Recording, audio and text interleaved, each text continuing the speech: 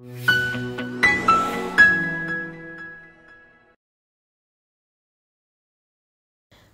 Everyone, welcome to our channel.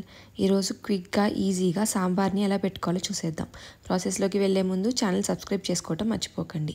ముందుగా దీనికోసం ఒక ప్రెషర్ కుక్కర్లోకి ఒక కప్పు దాకా కందిపప్పుని తీసుకొని 2 times బాగా వాష్ చేసి 2 కప్పులు నీళ్లు వేసుకొని పప్పుని కుక్ చేసుకోవాలి. 3 విజిల్స్ వచ్చి ప్రెషర్ అంతా న్యాచురల్గా రిలీజ్ అయిపోయిన తర్వాత పప్పుని ఓ మిక్సీ జార్లోకి ట్రాన్స్ఫర్ చేసుకొని ఆరిపోయిన తర్వాత చూపిస్తున్న విధంగా గ్రైండ్ చేసుకొని పక్కన పెట్టుకోవాలి.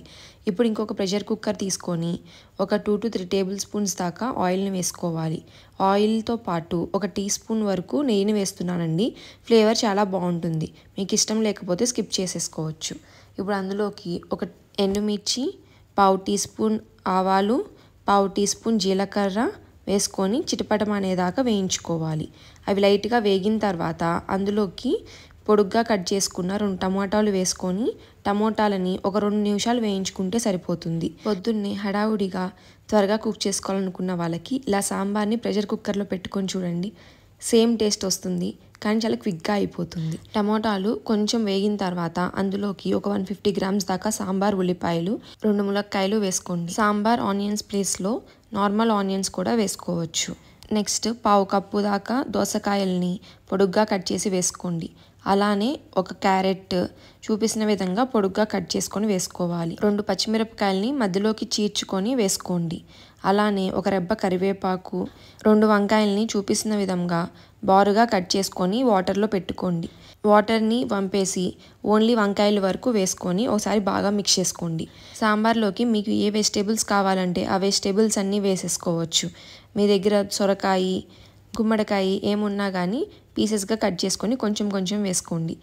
ఒకసారి ఒక 2 minutes వేగిన తర్వాత అందులోకి ఒక టీ స్పూన్ అల్లం వెల్లుల్లి పేస్ట్ వేసి పచ్చివాసన పోయేదాకా వేయించుకోవాలి.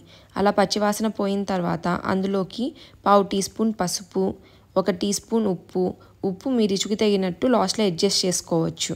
ఒకసారి బాగా మిక్స్ చేసుకొని ఒక 2 minutes ఫ్రై చేసి నెక్స్ట్ అందులోకి 1 టీ స్పూన్ చింతపండు పేస్ట్ వేస్తున్నాను.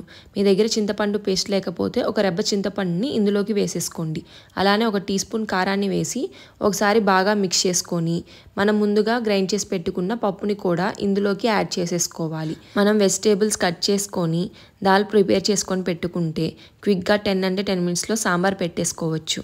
అలానే అందులోకి 1 గ్లాస్ దాకా వాటర్ని పోసుకొని పప్పుని బాగా కలిసేలాగా మిక్స్ చేసుకోవాలి. నేను ఎక్కువగా వాటర్ని పోయట్లేదండి. ప్రెషర్ కుక్కర్ పెట్టినప్పుడు పైకి పొంగుతుంది, ఆ సాంబార్లోని టేస్ట్ అంతా పోతుంది. కాబట్టి 1 గ్లాస్ వరకే వాటర్ పోసుకొని ఒకసారి బాగా మిక్స్ చేసుకొని ఫైనల్గా 1 టీ స్పూన్ ధనియాల పొడి వేసి బాగా కలిపేసి ప్రెషర్ కుక్కర్ మూత పెట్టి హై ఫ్లేమ్ మీద 1 విజిల్ రానివ్వండి. చాలు, వెజిటేబుల్స్ అన్నీ బాగా కుక్ అయిపోతాయి. 1 విజిల్ వచ్చి ప్రెషర్ అంతా న్యాచురల్గా రిలీజ్ అయిన తర్వాత తీసి చూస్తే మన సాంబార్ చూసారా, వెజిటేబుల్స్ అన్నీ బాగా కుక్ అయిపోయి రెడీగా ఉంది. ఓసారి కింద నుంచి పైదాకా బాగా మిక్స్ చేసుకొని వెజిటేబుల్స్ కుక్ అయ్యే లేదో చెక్ చేసుకోండి. నాకైతే ఇక్కడ బాగా కుక్ అయిపోయినాయి. లేకపోతే స్టవ్ వెలిగించి ఇంకొక 2 minutes సాంబార్ని కుక్ చేసుకో. ఇప్పుడు అందులోకి కన్సిస్టెన్సీ అడ్జస్ట్ చేయడానికి నేను ఒక 1/2 గ్లాస్ దాకా మళ్ళీ వాటర్ యాడ్ చేసుకున్నానండి. సాంబార్ లైట్గా ఉడుకుపట్టడం స్టార్ట్ అయినప్పుడు అందులో 1 టేబుల్ స్పూన్ దాకా బెల్లం తురుము వేసుకున్నాను. బెల్లం తురుము అనేది ఆప్షనల్, బట్ ఫ్లేవర్స్ని బ్యాలెన్స్ అవుట్ చేస్తుంది. వేసుకుంటే చాలా బాగుంటుంది. బెల్లం వేసాక ఒక 2 minutes కుక్ చేయండి. కుక్ చేసి ఇలా బుడగలు వస్తున్నప్పుడు అందులోకి 1/2 టీ స్పూన్ సాంబార్ పొడి వేసుకొని బాగా మిక్స్ చేసుకోండి. సాంబార్ పొడి వేయటం వల్ల కొంచెం థిక్నెస్ అనేది వస్తుంది.